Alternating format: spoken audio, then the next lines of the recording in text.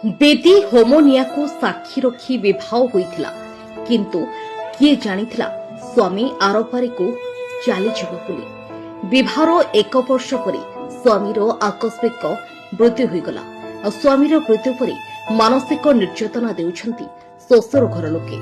हाँ दर्शक बंधु, केते आशा उद्दीपना नहीं घरर बहु हेबार सौभाग्य मिलिथिला, हेले दैव साजिला दाऊ और शेषरे स्त्री ठारू स्वामी को छोड़ई नेला जम और एमिति भाग्य को आतरी शशुर घरे निज जीवन बिताइबा पई मनस्थ करिथिला स्त्री। हेले घरर यौतुक निर्यातना सह मानसिक निर्यातना स्त्री को देउछि अनेक जंत्रणा।